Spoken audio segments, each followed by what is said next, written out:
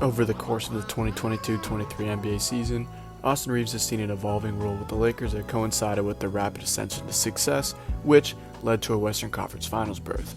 Reaves worked his way through the rotation, found a secure place as a starter in March, and then he never looked back. As he went from a role player to the third best player on a championship contender, it's clear that whatever team he plays for next season, he'll definitely see a role similar to how he ended the year in LA. As a hyper-efficient scorer capable of creating for himself and others at decent volume, and defending at a slightly above average level, Reaves should command upwards of $25 million annually on the open market. However, since the Lakers extended his qualifying offer, he'll be a restricted free agent, which means that they have the right to match and force Reaves to return to them if they so choose based on a contract he's offered. So whether he signs the Lakers, Spurs, Kings, or anywhere else, Austin Reaves will be a mainstay in this league as a valuable player. Obviously, what stands out for Reaves is his three-point shooting. Reaves is one of the most efficient offensive players in the league last season, scoring 1.13 points per possession on an incredible 59% effective field goal. In the 89th percentile in all of the NBA, the three-pointer has to be a major component of your shot diet to be this efficient as a guard. This past season, he made 40% of his threes on 3.5 attempts per game, and he really has a deep range and can take a jumper on an instant notice. He has great mechanics as well that allow him to hit it off the dribble and off the catch with that consistency, and he shoots 40%, like I said, off the dribble and off the catch. When shooting off the dribble, his main go-to is a hybrid mix of a sidestep and a step back that gets defenders, especially off a crossover, and to get to a catch and shoot, Reaves can work as a screener into a pop, run off pin downs and flares, or move in space when LeBron drives.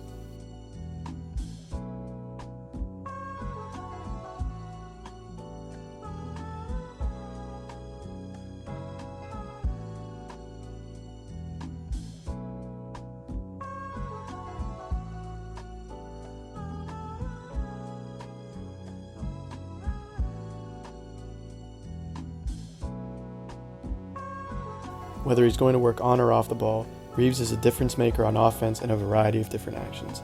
Even though he's a below average athlete in the NBA, Reaves was in the 87th percentile for efficiency in transition, shooting over 72% effective field goal on high volume at that.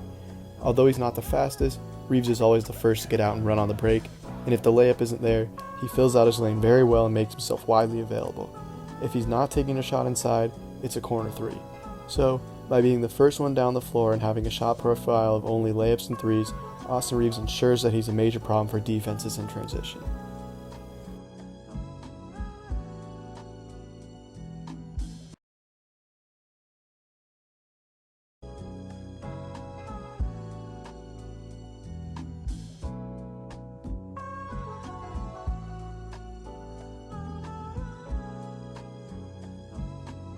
Reaves definitely benefited a lot last season from having high IQ teammates in LeBron James and Anthony Davis, especially when it came to handoffs.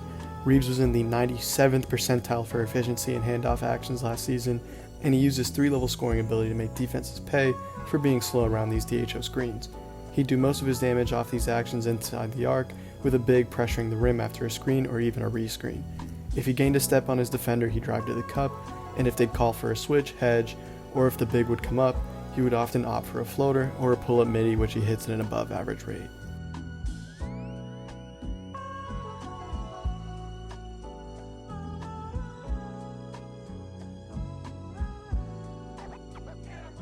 Reaves is also an incredibly efficient scorer in the pick and roll.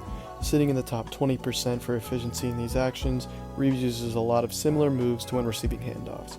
He's in the 80th percentile as a ball handler and the 96th percentile as a roller. He loves to stop on a dime and pull up for a jumper when the defense momentum is directed towards the basket. Like I mentioned earlier, his pick and roll opportunities will even come off of a handoff. He doesn't have elite speed going downhill, but he's great at probing the defense above the free throw line before making a decision. Depending on what the read is, he'll either elect to shoot, or what he does even better in the pick and roll, make plays for others.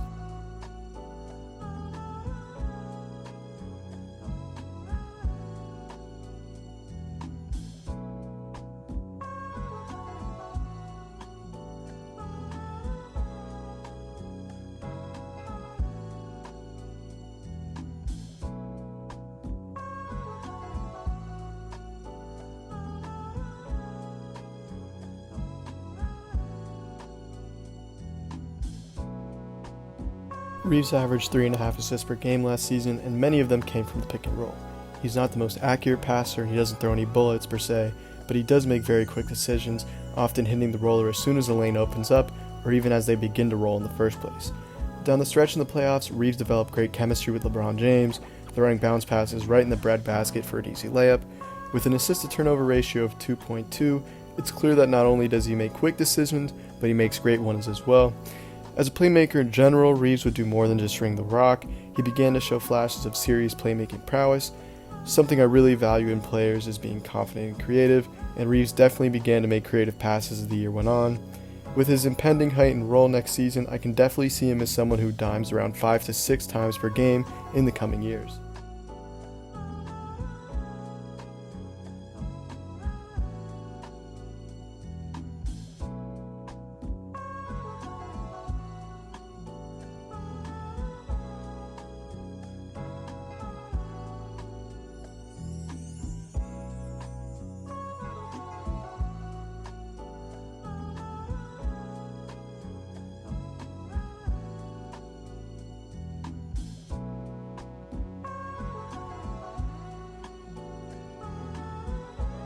While defense isn't necessarily Reaves' strong suit, he definitely gives a lot of effort on that side of the floor.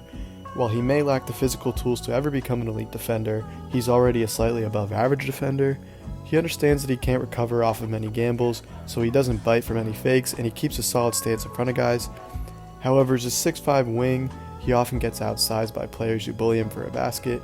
Especially in the Denver series, he had a hard time facing off against Aaron Gordon and Michael Porter Jr., but he did have the heart of a soldier, which definitely made them uncomfortable at times.